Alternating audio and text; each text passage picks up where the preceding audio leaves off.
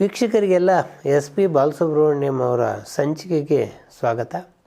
ಇನ್ನಷ್ಟು ಅವರ ಸೊಗಸಾದ ಹಾಡುಗಳ ಬಗ್ಗೆ ನಾನು ನಿಮಗೆ ಮಾಹಿತಿಯನ್ನು ಕೊಡ್ತಾ ಹೋಗ್ತೇನೆ. ನಾನು ಕಳೆದ 30 ವರ್ಷಗಳಿಂದಲೂ ಚಿತ್ರರಂಗದ ಒಡನಾಟದಲ್ಲಿದ್ದೀನಿ. ಅನೇಕ ಸಂಗತಿಗಳನ್ನು ಕಲಿತಾ ಇರ್ತೀನಿ ಮತ್ತು ಈ ಕಲಿತುಕೊಳ್ಳುವ ಕ್ರಿಯೆ ಇರುತ್ತಲ್ಲ, ಅದು ಯಾವತ್ತೂ ಮುಗಿಯುವಂಥದ್ದಲ್ಲ. ಮತ್ತು ಈ ನಾವೆಲ್ಲ ಬರವಣಿಗೆಯಿಂದ ಬರ್ಕೊಂಬಂದವರು ಮತ್ತು ಬರೆಯುವಾಗ 10 ಗ್ರಂಥಗಳನ್ನು ಇಟ್ಕೊಂಡು ಸರಿ ತಪ್ಪುಗಳನ್ನು ಲೆಕ್ಕ ಹಾಕಿ ಬರೆಯುವಂಥವರು. ಮಾತಿನಲ್ಲಿ ಇದನ್ನು ತರುವ ಈ ಪ್ರಯತ್ನ ಶುರುವಾಗಿದ್ದು ಟೋಟ್ಲ್ ಕನ್ನಡದ ಮೂಲಕ ನಮಗೆ ಅದನ್ನೇನೋ ಒಂದು ಹೊಸ ರೀತಿಯಲ್ಲಿ ಬಳಸ್ಬೋದು ಅನಿಸುತ್ತೆ. ಈಗ ಅದು MS ನರಸಿಂಹಮೂರ್ತಿಗಳನ್ನ ಭಾಳ ತಮಾಷೆಗೂ ಹೇಳ್ತಾರೆ, ಈಗಿನ ಟ್ರೆಂಡ್ ಹೆಂಗೆ ಅಂತಂದರೆ ಓದುವುದು ಬೋರು, ನೋಡುವುದು ಜೋರು ಅಂತೇಳಿ. ಹೆಚ್ಚು ವಿಜುವಲ್ ಮೀಡಿಯಾಗಳು ದೊಡ್ಡ ಪರಿಣಾಮವನ್ನು ಬೀರ್ತಾ ಇರುವ ಕಾಲದಲ್ಲಿ ಬಹುಶಃ ನಾವು ಕೂಡ ಹೊಸ ಕಾಲಕ್ಕೆ ತಕ್ಕಂತೆ ಕುಣಿಯಬೇಕು ಅಂಥೇಳಿ ಹೊಸ ಕಾಲಕ್ಕೆ ನಮ್ಮನ್ನು ನಾವು ಒಕ್ಕೊಳ್ಳೋ ಪ್ರಯತ್ನವನ್ನು ಮಾಡಿದ್ದೇವೆ. ಅದರಲ್ಲಿ ನಾವು ಕೆಲವು ಕಡೆ ಎಡವಿರ್ಬೋದು. ಅಂದರೆ ಈ ಹೊಸ ಹುಡುಗರು ತಂತ್ರಜ್ಞಾನದ ಜೊತೆ ಓಡೋ ಹಾಗೆ ನಾವು ಓಡೋಕ್ಕಾಗಲ್ಲ.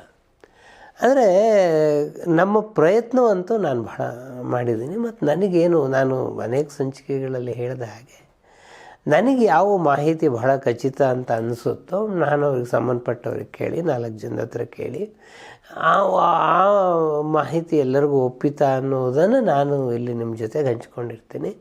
ಇದು ಆದ ಮೇಲೂ ಕೆಲವು ತಪ್ಪುಗಳಿರ್ಬೋದು. ಆ ತಪ್ಪುಗಳನ್ನೇ ಯಾರು ಗಮನಕ್ಕೆ ತಂದರೆ ನಾವು ಸರಿ ಮಾಡ್ಕೊಳ್ತೀವಿ. ಅದು ನಮಗೆ ಎಲ್ಲ ಗೊತ್ತಿದೆ ಅನ್ನೋ ಅರ್ಥದಲ್ಲ.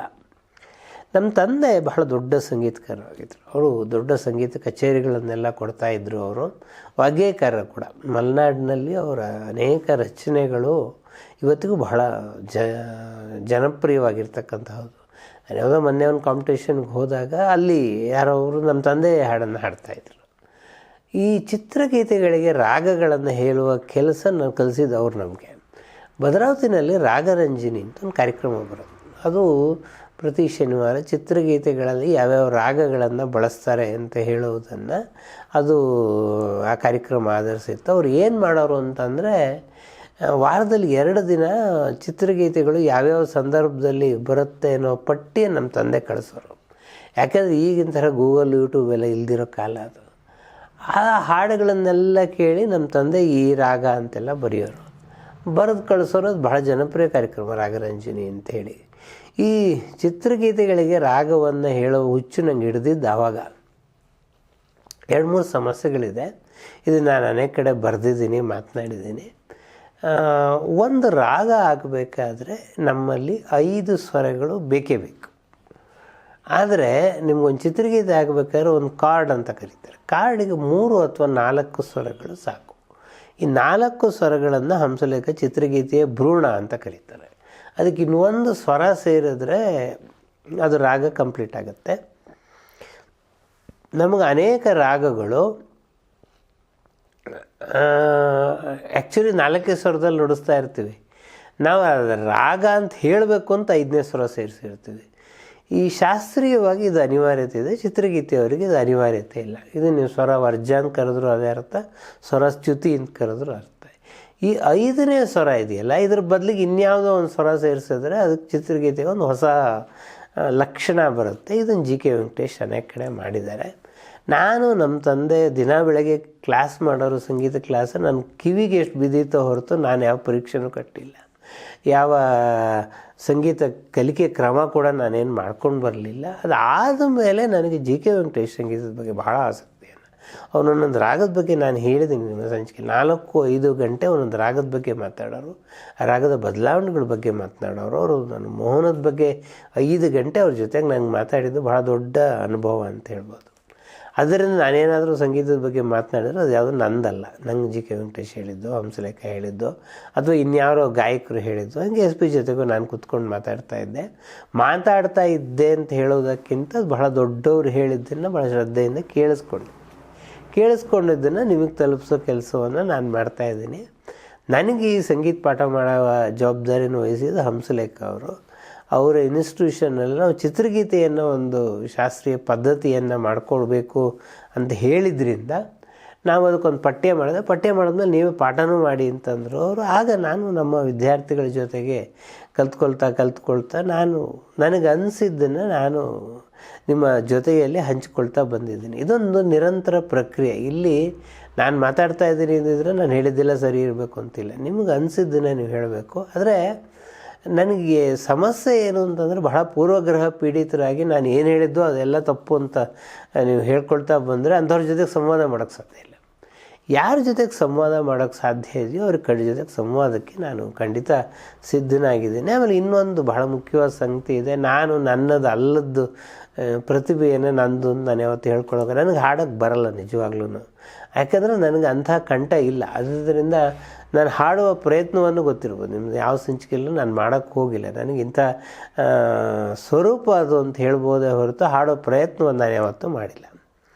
ಇಷ್ಟನ್ನು ಹೇಳಿ ನಾವು ಎಸ್ ಪಿ ಬಾಲಸುಬ್ರಹ್ಮಣ್ಯಂ ಯಾನದಲ್ಲಿ ನಿಮ್ಮನ್ನು ಮುಂದಕ್ಕೆ ಕರ್ಕೊಂಡು ಹೋಗ್ತೀನಿ. ನಾನು ಕಳೆದ ಸಂಚಿಕೆಯಲ್ಲಿ ಹೇಳಿದ್ದೆ, ಎಸ್ ಪಿ ಬಾಲಸುಬ್ರಹ್ಮಣ್ಯಂ ಹೊಸ ನಾಯಕರಿಗೆ, ತಮ್ಮ ಕಾಲದ ನಾಯಕರಿಗೆ ಹೇಳೋದ್ರ ಜೊತೆಗೆ ತಮ್ಮ ಹಿಂದಿನ ನಾಯಕರಿಗೂ ಕೂಡ ಹೇಳುವ ಅವಕಾಶಗಳು ಅವ್ರಿಗೆ ಸಿಕ್ತು. ಆಗ ಅದನ್ನು ಅವ್ರು ಬಹಳ ದೊಡ್ಡ ಸವಾಲಾಗಿ ಸ್ವೀಕರಿಸಿ ಭಾಳ ವಿಭಿನ್ನವಾಗಿ ಹಾಡಿದ್ರು ಅಂತ.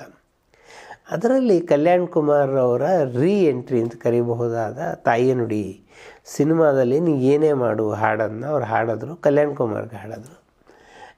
ಕಲ್ಯಾಣ್ ಕುಮಾರ್ ಅವರು ನಾಯಕರಾಗಿ ಬಹಳ ಉಚ್ಚರಾಯ ಕಾಲದಲ್ಲಿದ್ದಾಗ ಅವರು ಪಿ ಬಿ ಶ್ರೀನಿವಾಸ್ ಹಾಡ್ತಾ ಇದ್ದಿದ್ದು.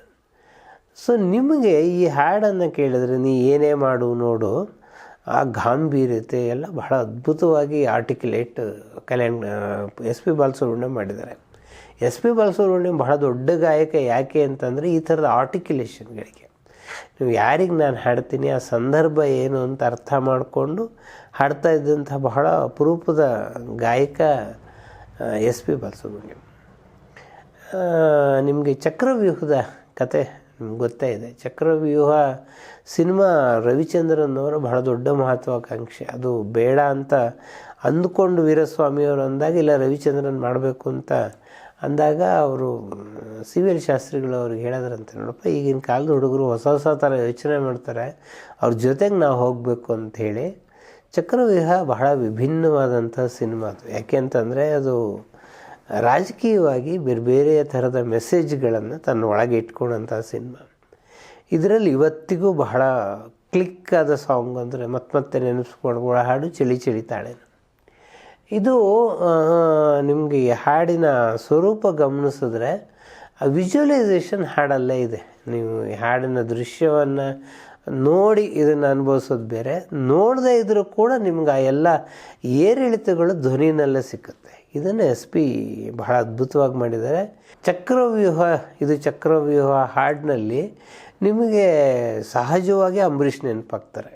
ಆ ಟೈಟ್ಲ್ ಸಾಂಗ್ನಲ್ಲಿ ಅಂಬರೀಷ್ ಅವರ ಆ ವಾಯ್ಸ್ ಮಾಡ್ಯುಲೇಷನನ್ನು ಭಾಳ ಅದ್ಭುತವಾಗಿ ಎಸ್ ಪಿ ಬಾಲಸುಬ್ರಹ್ಮಣ್ಯಂ ಮಾಡಿದ್ದಾರೆ. ಅದೊಂದು ಬಹಳ ದೊಡ್ಡ ಸಾಹಸ ಅಂತಲೇ ನಾನು ಹೇಳ್ಬೋದು. ಪ್ರೇಮ ಪರ್ವ ಬಿ ಎಲ್ ವೇಣು ಅವರ ಕಾದಂಬರಿ. ಅದು ಪ್ರಜಾಮತ ವಾರಪತ್ರಿಕೆಯಲ್ಲಿ ಧಾರಾವಾಹಿಯಾಗಿ ಪ್ರಕಟ ಆಗ್ತಾಯಿತ್ತು. ಪ್ರಜಾಮತದಲ್ಲೇ ಧಾರಾವಾಹಿಗೆ ಪ್ರಕಟವಾದ ಪರಾಜಿತ ಅನ್ನೋ ಸಿದ್ಧಂಗೆ ಸಿನಿಮಾ ಮಾಡಿದರು. ಪ್ರೇಮ ಪರ್ವ ಮಾಡುವಾಗ ಅವರಿಗೆ ಅವರ ಮಗ ಮುರಳಿಯನ್ನು ಅವ್ರ ನಾಯಕನಾಗಿ ಹಾಕ್ಕೊಂಡು ಈ ಸಿನಿಮಾವನ್ನು ಮಾಡಿದ್ರು. ಮತ್ತು ಪ್ರೇಮ ಪರ್ವ ತಮಿಳಲ್ಲಿ ಕೂಡ ಬಹಳ ಯಶಸ್ವಿ ಆಯಿತು. ಏನೇ ವ್ಯತ್ಯಾಸ ಅಂತಂದರೆ ಅದು ಲವ್ ಡಿಸಪಾಯಿಂಟ್ಮೆಂಟಲ್ಲಿ ಒರಿಜಿನಲ್ ಕಾದಂಬರಿ ಎಂಡ್ ಆಗಿತ್ತು, ಬಟ್ ಸಿನಿಮಾದಲ್ಲಿ ಅಲ್ಲಿ ಶುಭಾಂತವಾಗಿ ಎಂಡ್ ಆಯ್ತದು. ಈ ಸಿನಿಮಾದಲ್ಲಿ ಅನುರಾಗದ ಆರಾಧನೆ ಅಂತ ಒಂದು ಡ್ಯುಯೆಟನ್ನು ತುಂಬ ಚೆನ್ನಾಗಿ ಅದ್ಭುತವಾಗಿ ಮಾಡಿದ್ದಾರೆ. ಎಸ್ ಪಿ ಬಾಲಸುಬ್ರಹ್ಮಣ್ಯಂ ಬಗ್ಗೆ ಮಾತನಾಡುವವರೆಲ್ಲರೂ ಹೇಳೋ ಒಂದು ಸಂಗತಿ ಇದೆ, ಏನು ಅಂತಂದರೆ ಭಾಳ ಒಳ್ಳೆಯ ಮಿಮಿಕ್ರಿ ಆರ್ಟಿಸ್ಟ್ ಅವರು ಅಂತ. ಗೊತ್ತಿಲ್ಲ, ಅದು ನಾನು ಮಿಮಿಕ್ರಿ ಮಾಡಿದ್ದು ನಾನಂತೂ ಎಲ್ಲೂ ನೋಡಿಲ್ಲ. ಆದರೆ ಅವ್ರು ಮಿಮಿಕ್ರಿ ಮಾಡ್ತಾರೆ ಅಂತ ಹೇಳೋದನ್ನು ಕೇಳಿದ್ದೀನಿ. ನಾನು ಅವ್ರ ಜೊತೆಗೆ ವಿಷಯನ ಯಾವತ್ತೂ ಮಾತಾಡಿಲ್ಲ. ಆದರೆ ಇದ್ದರೂ ಇರಬಹುದು ಅನಿಸುವಂಥ ಹಾಡು ತಾಳಿ ಕಟ್ಟುವ ಶುಭ ವೇಳೆ, ಬೆಂಕಿಯಲ್ಲಿ ಹರಡಿದ ಹೂವು ಸಿನಿಮಾದಲ್ಲಿ ಎಮ್ ಎಸ್ ವಿಶ್ವನಾಥನ್ ಈ ಸಂಗೀತವನ್ನು ಕೊಟ್ಟಿದ್ದಾರೆ. ಅದರಲ್ಲಿ ಎಷ್ಟು ಥರದ ವಾಯ್ಸ್ ಮಾಡ್ಯುಲೇಷನನ್ನು ಎಸ್ ಪಿ ಮಾಡಿದ್ದಾರೆ. ಬಹುಶಃ ಈ ಥರದ ಹಾಡನ್ನು ನನಗೆ ತರೀಕೆರೆ ಏರಿಯ ಮೇಲೆ ಮತ್ತು ಈ ಥರದ ಹಾಡುಗಳು ಬಂದರೆ ಅದನ್ನು ಇನ್ನೊಬ್ಬರು ಹಾಗೆ ರೀಪ್ರೆಸೆಂಟ್ ಮಾಡೋದು ಬಹಳ ಕಷ್ಟ, ಹಾಗೇ ಇನ್ನೊಂದು ಸಲ ಹಾಡೋದು ಬಹಳ ಕಷ್ಟ. ನೋಡಿ ಸ್ವಾಮಿ ನಾವಿರೋದೇ ಹೀಗೆ ಶಂಕರ್ನಾಗ್ ಅವರ ಒಂದು ಮಹತ್ವಾಕಾಂಕ್ಷೆಯ ಸಿನಿಮಾ. ಅದೊಂದು ಭಾಳ ಜನಪ್ರಿಯವಾಗಿದ್ದಂಥ ನಾಟಕವನ್ನು ಆಧರಿಸಿ ಅವರು ಸಿನಿಮಾ ಮಾಡಿದ್ರು. ಅವ್ರ ಹಿಂದಿನ ಸಿನಿಮಾಗಳಲ್ಲೆಲ್ಲ ಇಳೆಯರಾಜ ಅವರಿಗೆ ಸಂಗೀತ ನಿರ್ದೇಶಕರಾಗಿದ್ದರು. ಇಳೆಯರಾಜ ಅವರು ಕೇಳಿದಾಗ ಅವರು ಇಲ್ಲ, ನನ್ನ ಗುರುಗಳಾದ ಜಿ ಕೆ ವೆಂಕಟೇಶ್ ಹತ್ರ ಮಾಡಿಸಿ ಅಂತಂದರು. ನೋಡಿ ಸ್ವಾಮಿ ನಾವಿರೋದೇ ಹೀಗೆ ಜಿ ಕೆ ವೆಂಕಟೇಶ್ ಅವರ ಕೊನೆಯ ಸಂಗೀತ ನೀಡಿದ ಸಿನಿಮಾಗಳಲ್ಲಿ ಒಂದು, ಮತ್ತು ಅವರು ಬಹಳ ಶಕ್ತಿಯನ್ನು ಇಟ್ಟುಕೊಂಡಂತಹ ಸಿನಿಮಾಗಳದು. ಈ ಹಾಡನ್ನು, ಅದರ ಟೈಟಲ್ ಸಾಂಗ್ ಏನಿದೆ ನೋಡಿ ಸ್ವಾಮಿ ನಾವಿರೋದೇ ಹೀಗೆ, ಅದನ್ನು ಎಸ್ ಪಿ ಬಾಲಸುಬ್ರಹ್ಮಣ್ಯಂ ಎಲ್ಲೋ ಶಂಕರ್ನಾಗ್ ಅವರ ವಾಯ್ಸ್ ಮಾಡ್ಯುಲೇಷನ್ನ ಇಟ್ಕೊಂಡು ಹಾಡಿದ್ದಾರೆ. ನೀವು ನಾನು ತುಂಬ ಸಲ ನಾನು ವಿದ್ಯಾರ್ಥಿಗಳಿಗೆ ಹೇಳ್ತೀನಿ, ಸೊ ನಿಮಗೆ ಇದು ರಾಜ್ಕುಮಾರ್ ಹಾಡು ಅಂದರೆ ರಾಜ್ಕುಮಾರ್ ಹಾಡಿರ್ತಾರೆ, ಅದು ರಾಜ್ಕುಮಾರ್ ಹಾಡು ಅಂತ ಗೊತ್ತಾಗುತ್ತೆ. ಅದು ಪಿ ಬಿ ಶ್ರೀನಿವಾಸ್ ಹಾಡಿರ್ತಾರೆ, ಇದು ರಾಜ್ಕುಮಾರ್ ಹಾಡು. ಉಳಿದ ನಾಯಕರಿಗೆ ಹಾಡಿದ ಹಾಡುಗಳಿಗೆ ಸೊ ಇದು ಇಂಥವ್ರು ಅಂತ ಸಿನಿಮಾ ನೋಡಿದ್ಮೇಲೆ ನಿಮಗೆ ಗೊತ್ತಾಗತ್ತೆ ಹೊರತು ಅಲ್ಲಿವ್ರಿಗೆ ಇಂಥವ್ರಿಗೆ ಇದು ಹಾಡಿದ್ದು ಅಂತ ಗೊತ್ತಾಗಲ್ಲ. ಅಥವಾ ನಾವು ಯಾವುದೋ ಕೆಲವು ಸಲ ಅವಾಗೆಲ್ಲೇ ನಾವು ಚಿಕ್ಕವರಿದ್ದಾಗ ಕ್ಯಾಸೆಟ್ಗಳು, ಹೊಸ ಕ್ಯಾಸೆಟ್ ಅಂತ ಕೊಟ್ಬಿಡೋನು. ಅವ್ನು ಏನು ಮಾಡೋನು, ಅಂಗಡಿಯವನೇ ಕೆಲವು ಅಲ್ಲಿಂದ ಇಲ್ಲಿಂದ ಎಲ್ಲ ಹಾಡು ತೆಗೆದು ಹಾಕ್ಬಿಟ್ಟು ಕೊಟ್ಬಿಡೋನು. ಅದರಲ್ಲಿ ನಮ್ಗೆ ಅದರ ಹಿಂದೆ ಮುಂದೆ ಇರ್ತಿರಲಿಲ್ಲ, ಹಾಡು ಮಾಡಿದವ್ರು ಯಾರು ಅಂತಲೇ ಗೊತ್ತಾಗ್ತಿರ್ಲಿಲ್ಲ. ಈ ಹಾಡನ್ನು ನಾವು ತುಂಬ ಸಲ ಯೋಚನೆ ಮಾಡೋದು, ಇದು ಯಾವ ಸಿನಿಮಾ ಇರ್ಬೋದು ಅಂತ ಹುಡುಗರಲ್ಲಿ. ಕೊನೆಗೆ ಯಾರೋ ನಮ್ಮ ಫ್ರೆಂಡ್ ಸರ್ಕಲಲ್ಲಿ ಯಾರೋ ಒಬ್ಬನು ನೋಡ್ಕೊಂಬಂದಿರ್ತಾನೆ. ಅವನು ನಾನು ಮೊನ್ನೆ ನೋಡಿದೆ, ಅವನು ಅಲ್ಲಿಂದಲೇ, ಅವಾಗೆಲ್ಲ ಫೋನ್ ಇರಲ್ವಲ್ಲ, ಅಲ್ಲಿಂದಲೇ ಓಡ್ಬರೋನು, ನಾವು ಅದಕ್ಕೆ ದುಡ್ಡು ಅಂತ ಕೇಳಿದ್ವಲ್ಲ, ಅದು ಇಂಥ ಸಿನಿಮಾ ಅದು ಅಂತ. ಆದರೆ ಎಸ್ ಪಿ ಬಾಲಸುಬ್ರಹ್ಮಣ್ಯಂ ಹಾಡಿರುವ ಹಾಡಿನ ವಿಶೇಷ ಅಂತಂದರೆ ಅವರು ಇಂಥವ್ರಿಗೆ ಇದು ಹಾಡಿದ್ದು ಅಂತ ಹೇಳ್ಬಿಡ್ಬೋದು ನೀವು. ಆ ಎಲ್ಲ ವಾಯ್ಸ್ ಮಾಡ್ಯುಲೇಷನನ್ನು ಅವ್ರು ತೊಗೊಬಂದಿರ್ತಾರೆ. ನೋಡಿ ಸ್ವಾಮಿ ನಾವಿರೋದೇ ಹೀಗೆ ಸಿನಿಮಾದಲ್ಲಿ ಇದನ್ನು ಬಹಳ ಅದ್ಭುತವಾಗಿ ಎಸ್ ಪಿ ಬಾಲಸುಬ್ರಹ್ಮಣ್ಯಂ ತಗೊಂಡು ಬಂದಿದ್ದಾರೆ.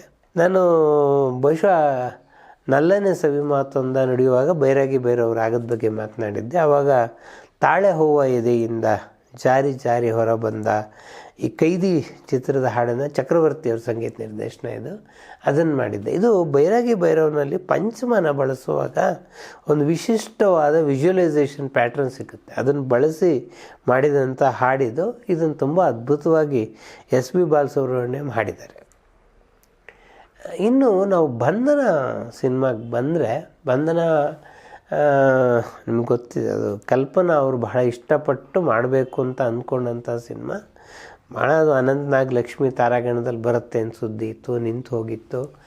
ಆಮೇಲೆ ಎಸ್ ವಿ ರಾಜೇಂದ್ರ ಸಿಂಗ್ ಬಾಬು ಅದರ ಟೈಟಲನ್ನು ತೊಗೊಂಡು ಬಂದಾಗ ಅವ್ರಿಗೆ ಸಹಜವಾಗಿ ಲಕ್ಷ್ಮಿ ಬೇಡ ಅಂತ ಅನಿಸುತ್ತೆ, ಯಾಕೆಂದರೆ ಅದು ವಿಷ್ಣುವರ್ಧನ್ ಇಟ್ಕೊಂಡು ಮಾಡಬೇಕು ಅಂತ. ಬಂಧನ ಕಾದಂಬರಿ ಜೊತೆಗೆ ಎಸ್ ವಿ ರಾಜೇಂದ್ರ ಸಿಂಗ್ ಬಾಬು ಮಾಡಿದ ಪ್ರಯತ್ನ ಏನು ಅಂತಂದರೆ ಅವ್ರಿಗೆ ದೇವದಾಸ್ ಮಾಡೆಲನ್ನು ಕನ್ನಡದಲ್ಲಿ ತರಬೇಕು ಅಂತ ಇತ್ತು. ಬಂಧನ ಸಂದರ್ಭದಲ್ಲಿ ಏನಾಯಿತು ಅಂತಂದರೆ, ಬಂಧನದ ಚಿತ್ರದ ಚಿತ್ರೀಕರಣ ಇದರ ಕೆಲಸಗಳು ಒಂದು ಕಡೆ ಬೆಂಗಳೂರು ಮೈಸೂರಿನಲ್ಲಿ ನಡೀತಾ ಇದ್ದರೆ, ಇನ್ನೊಂದು ಕಡೆ ಮದ್ರಾಸ್ನಲ್ಲಿ ರಂಗರಾಯರು, ಆರ್ ಎನ್ ಜಯಗೋಪಾಲ್ ಮತ್ತು ವಿಜಯಲಕ್ಷ್ಮಿ ಸಿಂಗ್ ಕೂತ್ಕೊಂಡು ಚಿತ್ರಗೀತೆಗಳನ್ನು ಅವರಲ್ಲಿ ನಿರ್ಮಾಣ ಮಾಡ್ತಾಯಿದ್ರು. ಹಾಗಾಗಿ ಬಂಧನದ ಎಲ್ಲ ಹಾಡುಗಳು ಕೂಡ ಬಹಳ ವಿಶೇಷವಾದ ಗೆಲುವನ್ನು ಪಡೆದಿರ್ತಕ್ಕಂಥದ್ದು. ಅದರಲ್ಲಿ ಒಂದು ವಿಶೇಷ ಈ ಸಿನಿಮಾದಲ್ಲಿ ನೀವು ಗಮನಿಸ್ಬಹುದು, ಜೈ ಜಗದೀಶ್ ಹಾಡುಗಳನ್ನೆಲ್ಲ ಯೇಸುದಾಸ್ ಹತ್ರ ಹಾಡಿಸಿದ್ದಾರೆ, ವಿಷ್ಣುವರ್ಧನ್ ಹಾಡುಗಳನ್ನೆಲ್ಲ ಎಸ್ ಪಿ ಬಾಲಸುಬ್ರಹ್ಮಣ್ಯಂ ಜೊತೆಗೆ ಹಾಡಿಸಿದ್ದಾರೆ. 101 ನೆನಪು ಎದೆಯಾಳದಿಂದ ಅದು ಒಂಥರ ದೇವದಾಸ್ ಮಾಡೆಲ್ನ ಎಲ್ಲವನ್ನು ಇಟ್ಕೊಂಡಿದ್ದು. ಪ್ರೇಮದ ಕಾದಂಬರಿ ಅಂತೂ ಸಂಪೂರ್ಣ ಇದನ್ನು ದೇವದಾಸ್ ಮಾಡೆಲ್ನಲ್ಲೇ ಇರ್ತಕ್ಕಂಥದ್ದು. ಅದರೆಲ್ಲ ಕೆಮ್ಮೋದು, ಕ್ಯಾಕರ್ಸೋದು, ಈ ಥರದನ್ನೆಲ್ಲ ಎಸ್ ಪಿ ಬಾಲಸುಬ್ರಹ್ಮಣ್ಯಂ ಬಹಳ ಅದ್ಭುತವಾಗಿ ಹಾಡಿದ್ದಾರೆ. ಬಂಧನದ ಗೆಲುವಲ್ಲಿ ಆ ಥರದಲ್ಲಿ ಎಸ್ ಪಿ ಬಾಲಸುಬ್ರಹ್ಮಣ್ಯಂ ಅವರ ಕೊಡುಗೆ ಬಹಳ ದೊಡ್ಡದಾಗಿದೆ ಅಂತ ಹೇಳ್ಬೋದು. ನೀ ಬಂದರೆ ಮೆಲ್ಲನೆ 3 ಜನ್ಮ ಸಿನಿಮಾದ್ದು ಅಂಬರೀಷ್ ಅವ್ರಿಗೆ ಮಾಡಿದ್ದು, ರಾಜನ್ ನಾಗೇಂದ್ರ ಅವರ ಸಂಗೀತ ನಿರ್ದೇಶನದಲ್ಲಿ ಬಂದಿದ್ವಿ. ಹಾಡಿನ ಬಗ್ಗೆ ನಾನು ಇನ್ನೊಂದು ಹಾಡಿನ ಬಗ್ಗೆ ಮಾತನಾಡುವಾಗ ಹೇಳ್ತೀನಿ. ನಾನು ಈ ನಮ್ಮ ಹುಡುಗರಿಗೂ ಪಾಠ ಮಾಡುವಾಗ ಶಿವರಂಜನಿ ರಾಗದಲ್ಲಿ, ಶಿವರಂಜನಿಯಲ್ಲಿ ಸ್ವಲ್ಪ ಪ್ರೇಮ ನಿವೇದನೆ ಇರ್ತಕ್ಕಂಥ ರಾಗ ಅದು. ಅದರಲ್ಲಿ ನೀ ಬಂದರೆ ಮೆಲ್ಲನೆ ಇದೇ ಮಾಡ್ಯುಲೇಷನ್ ಇಟ್ಕೊಂಡು ಹಂಸಲೇಖ ಸೃಷ್ಟಿ ಮಾಡಿರೋದು. ಅಪರಂಜಿ ಚಿನ್ನವೋ ಚಿನ್ನವೋ, ನಾನೊಂದ್ಸಲ ಕೇಳಿದೆ, ಸರ್ ಅದೇ ಮಾಡ್ಯುಲೇಷನ್ ಇಟ್ಕೊಂಡು ಹೆಂಗೆ ಸರ್ ಇಲ್ಲಿ ಮಾಡಿದ್ದೀರಾ ಅಂತಂದರೆ, ಲಯ ಶಿವರಂಜನಿ ಎಲ್ಲ ಒಂದೇ ಥರ ಕೇಳಿಸುತ್ತೆ ಅಂತ ಹೇಳಿದರು ನನಗೆ. ಪ್ರೇಮ ಪರ್ವದ ಯಶಸ್ಸಿನ ನಂತರ ಪ್ರೀತಿ ವಾತ್ಸಲ್ಯ ಕಾದಂಬರಿಯನ್ನು ಬಿ ಎಲ್ ವೇಣು ಬರೆದ್ರು. ಅದು ಕೂಡ ಪ್ರಜಾಮತದಲ್ಲಿ ಧಾರಾವಾಹಿಯಾಗಿ ಬರ್ತಾಯಿತ್ತು. ಈ ಕಾದಂಬರಿಯನ್ನು ಭಾರ್ಗವ ನಿರ್ದೇಶನ ಮಾಡಿದ್ರು. ವಿಶೇಷ ಏನು ಅಂತಂದರೆ ಪ್ರಜಾಮತದಲ್ಲಿ ಅದು ಧಾರಾವಾಹಿಯಾಗಿ ಬರ್ತಾ ಇದ್ದ ಸಂದರ್ಭದಲ್ಲೇ ಈ ಸಿನಿಮಾದ ಚಿತ್ರೀಕರಣ ಕೂಡ ಆಗ್ತಾಯಿತ್ತು. ಹೀಗಾಗಿ ಸಿನಿಮಾ ಫೋಟೋಗಳು ಪ್ರಜಾಮತದ ಧಾರಾವಾಹಿ ಜೊತೆಗೆ ಪ್ರಕಟ ಆಗ್ತಾಯಿತ್ತು. ಹಾಗಾಗಿ ನಿಮಗೆ ಪ್ರೀತಿ ವಾತ್ಸಲ್ಯ ಒಂಥರ ರೆಡಿಮೇಡ್ ವ್ಯೂವರ್ಶಿಪ್ ಅಂತಾರಲ್ಲ, ಅದು ಸೃಷ್ಟಿಯಾಗಿಬಿಟ್ಟಿತ್ತು. ಸಿನಿಮಾ ಬರ್ತಿದ್ದಂಗೆ ಅದನ್ನು ನೋಡಬೇಕು ಅನ್ನೋ ಕುತೂಹಲವನ್ನು ಕಾದಂಬರಿ ಉಂಟು ಮಾಡಿತ್ತು. ಅದರಲ್ಲಿ ಪ್ರಭಾಕರ್ಗೊಂದು ಹಾಡು ಹೇಳಿದ್ದಾರೆ ಎಸ್ ಪಿ ಬಾಲಸುಬ್ರಹ್ಮಣ್ಯಂ, ಸ್ನೇಹಿತರೇ ನಿನಗೆ ಸ್ವಾಗತ ಅಂತ ಹೇಳಿ. ಅದನ್ನು ಬಹಳ ಅದ್ಭುತವಾಗಿ ಆ ಸಿನಿಮಾದಲ್ಲಿ ಬಳಕೆಯಾಗಿದೆ. ಅದು ಮರಳಿಗೂಡಿಗೆ ಒಂದು ಬಹಳ ವಿಶಿಷ್ಟವಾದಂಥ ಸಿನಿಮಾ ಇದು. ಆರ್ಯಂಬ ಪಟ್ಟಾಭಿ ಅವರ ಕಾದಂಬರಿಯನ್ನು ಆಧರಿಸಿದ್ದು. ನಮಗೆ ಬಂಗಾರದ ಹೂವು ಸಿನಿಮಾ ಬಂತು, ಕುಷ್ಠರೋಗ ನಿವಾರಣೆ ಆಗುತ್ತೆ ಅಂತ. ಆದರೆ ಇದು ಕುಷ್ಠರೋಗದ ಇನ್ನೊಂದು ಮುಖ ಹೇಳುವ ಕಾದಂಬರಿ ಇದು. ಇದರಲ್ಲಿ ಕೆ ಎಸ್ ನಿಸಾರ್ ಅಹಮದ್ ಅವರ ಕವನವನ್ನು ಎಸ್ ಪಿ ಬಾಲಸುಬ್ರಹ್ಮಣ್ಯಂ ಹಾಡಿದ್ದಾರೆ. ಅಷ್ಟೊತ್ತಿಗಾಗಲೇ ಅದು ಭಾವಗೀತೆಯಾಗಿ ಪ್ರಸಿದ್ಧಿಯಾಗಿತ್ತು, ನೀವು ಕೇಳಿರ್ಬೋದು. ನೀನುಡಿಯದಿರಲೇನು ಬಯಲಾಗಿಹುದು ಎಲ್ಲ, ಇದು ಜನಪ್ರಿಯವಾದ ಭಾವಗೀತೆ. ಇಲ್ಲಿ ಟ್ಯೂನು ನೀನುಡಿಯದಿರಲೇನು ಬಯಲಾಗಿಹುದು ಎಲ್ಲ. ಈ ಬದಲಾವಣೆಯನ್ನು ಬಹಳ ಅದ್ಭುತವಾಗಿ ಎಸ್ ಪಿ ಬಾಲಸುಬ್ರಹ್ಮಣ್ಯಂ ಮಾಡಿದ್ದಾರೆ. ಮತ್ತು ನನಗೊಂದು ಸಲ ಭಾವಗೀತೆಯ ಸ್ವರೂಪಕ್ಕೊಂಡ್ರೆ ಈ ಟ್ಯೂನ್ ಯಾಕೋ ಒಂದಲ್ವೇನೋ, ಆ ಒರಿಜಿನಲ್ ಭಾವಗೀತೆ ಟ್ಯೂನೇ ಚೆನ್ನಾಗಿತ್ತೇನೋ ಅಂತ ಅನಿಸುತ್ತೆ. ಆದರೆ ಇದನ್ನು ಎಸ್ ಪಿ ತುಂಬ ಚೆನ್ನಾಗಿ ಹಾಡಿದ್ದಾರೆ ಅನ್ನೋದನ್ನು ಇದೇ ಸಂದರ್ಭದಲ್ಲಿ ನಾವು ದಾಖಲೆ ಮಾಡ್ಬೋದು. ಸ್ವಾಭಿಮಾನ ಸಿನಿಮಾ ಆರ್ ಎನ್ ಜಯಗೋಪಾಲ್ ಎಂತೆಂಥ ಅದ್ಭುತ ಹಾಡುಗಳನ್ನು ಬರೆದಿದ್ದಾರೆ. ಅವ್ರಿಗೆ ಕೊನೆಗೆ ರಾಜ್ಯ ಪ್ರಶಸ್ತಿ ಬಂದಿದ್ದು ದೂರದ ಊರಿಂದ ಹಮ್ಮಿರ ಬಂದ ಹಾಡಿಗಾಗಿ. ಈ ಹಾಡನ್ನು ಎಸ್ ಪಿ ಬಹಳ ವಿಭಿನ್ನವಾಗಿ ಹಾಡಿದ್ದಾರೆ. ಮತ್ತು ಇದು ಸಿನಿಮಾ ಕೂಡ ಬಹಳ ಇದಾಗಿದೆ. ನಮ್ಮ ಹಂಸಲೇಖ ಬರೋವರೆಗೂ ಕನ್ನಡದಲ್ಲಿ ಶಂಕರ್ ಗಣೇಶ್ ಬಹಳ ವಿಭಿನ್ನವಾದಂಥ ಸಂಗೀತವನ್ನು ಕೊಡ್ತಾಯಿದ್ರು. ಇದು ಶಂಕರ್ ಗಣೇಶ್ ಅವರ ಸಂಗೀತ ನಿರ್ದೇಶನದಲ್ಲಿ ಮೂಡಿಬಂದಂತಹ ವಿಭಿನ್ನವಾದಂತಹ ಗೀತೆ ಅದು. ಪುಟ್ಟಣ್ಣ ಕಣಗಾಲ್ ಅವರ ಕೊನೆಯ ಸಿನಿಮಾ ಮಸಣದ ಹೂವು. ನಾನು ವಿಜಯಭಾಸ್ಕರ್ ಬಗ್ಗೆ ಸಂಚಿಕೆ ಮಾಡುವಾಗಲೂ ಇದ್ರ ಬಗ್ಗೆ ಬಹಳ ದೀರ್ಘವಾಗಿ ಮಾತನಾಡಿದೆ, ಅದರಿಂದ ನಾನು ಹೆಚ್ಚು ವಿವರಗಳನ್ನು ಹೇಳಲ್ಲ. ಇದರಲ್ಲಿ ಎಸ್ ಪಿ ಬಾಲಸುಬ್ರಹ್ಮಣ್ಯಂ ಸೂರಂ ಎಕ್ಕುಂಡಿ ಅವರ ಒಂದು ಕವನವನ್ನು ಹಾಡಿದ್ದಾರೆ. ಸೂರಂ ಎಕ್ಕುಂಡಿ ಅವರ ಕವನ ಮೂಲತಃ ಇರತಕ್ಕಂಥದ್ದು ದೇಶಭಕ್ತಿ ಗೀತೆ. ಅದು ಯಾವ ಕಾಣಿಕೆ ನೀಡಲಿ ನಿನಗೆ ಅಂತ ಹೇಳೋದು ದೇಶದ ಬಗ್ಗೆ ಹೇಳ್ತಕ್ಕಂಥದ್ದು. ಇದನ್ನು ಸಿನಿಮಾಕ್ಕೆ ತರುವಾಗ ಪ್ರೇಮ ಗೀತೆಯಾಗಿ ಬದಲಾಯಿಸಿದ್ರೆ ಅದರ ರೂಪಕಗಳೆಲ್ಲ ಮೂಲತಃ ದೇಶಭಕ್ತಿ ಗೀತೆಗಿದ್ದ ರೂಪಕಗಳನ್ನು ಪ್ರೇಮಕ್ಕಾಗಿ ಬದಲಾಯಿಸಿದ್ದಾರೆ. ಈ ಬದಲಾವಣೆಯನ್ನು ಎಸ್ ಪಿ ತುಂಬ ಚೆನ್ನಾಗಿ ಆರ್ಟಿಕ್ಯುಲೇಟ್ ಮಾಡಿದ್ದಾರೆ ಅಂತ ಅನಿಸುತ್ತೆ. ಈ ಸಿನಿಮಾದಲ್ಲಿ ಅದು ತುಂಬ ಅದ್ಭುತವಾಗಿ ಹೊಂದಿಕೊಂಡು ಬಂದಂತಹ ಹಾಡೋದು. ಕೆಲವು ಸಲ ಪುಟ್ಟಣ್ಣ ಅಷ್ಟೊತ್ತಿಗಾಗಲೇ ಬೇರೆ ಬೇರೆ ಗಾಯಕರನ್ನು ಮತ್ತು ಬೇರೆ ಬೇರೆ ಇವರನ್ನು ಪ್ರಯೋಗ ಮಾಡ್ತಾಯಿದ್ದಾರೆ. ಆದರೆ ಈ ಪರ್ಟಿಕ್ಯುಲರ್ ಹಾಡಿಗೆ ಎಸ್ ಪಿನೇ ಬೇಕು ಅಂತ ಅವರು ಕೇಳಿದ್ರು. ಯಾಕಂದರೆ ಅದು ಹಾಡು ಬಹಳ ವಿಭಿನ್ನವಾಗಿದೆ ಎನ್ನುವ ಕಾರಣಕ್ಕಾಗಿ. ವಿಜಯಭಾಸ್ಕರ್ ಅವರಿಗೆ ಕೂಡ ಬಹಳ ಪ್ರಿಯವಾದಂಥ ಹಾಡು. ನಮ್ಮಲ್ಲಿ ಕವಿಗೀತೆಯನ್ನು ಬಹಳ ದೊಡ್ಡ ಪ್ರಮಾಣದಲ್ಲಿ ಕೊಟ್ಟಂಥವರಲ್ಲಿ ವಿಜಯಭಾಸ್ಕರ್ ದೊಡ್ಡ ಹೆಸರದು. ನೀತಂದ ಕಾಣಿಕೆ ಸಿನಿಮಾದಲ್ಲಿ ಕಣ್ಣಲ್ಲಿ ಪ್ರೀತಿ ಮನದಲ್ಲಿ ಪ್ರೀತಿ, ಅದು ಹಿಂದಿನಲ್ಲಿ ಪ್ಯಾರ್ದೆ ಪ್ಯಾರ್ದೆ ಹಾಡಿದೆ. ಅದನ್ನು ಬಹಳ ವಿಭಿನ್ನವಾಗಿ ಎಸ್ ಪಿ ಬಿ ಬಹಳ ವಿಭಿನ್ನವಾದ ಹಾಡುಗಳನ್ನು ಈ ಸಿನಿಮಾದಲ್ಲಿ ಹಾಡಿದ್ದಾರೆ.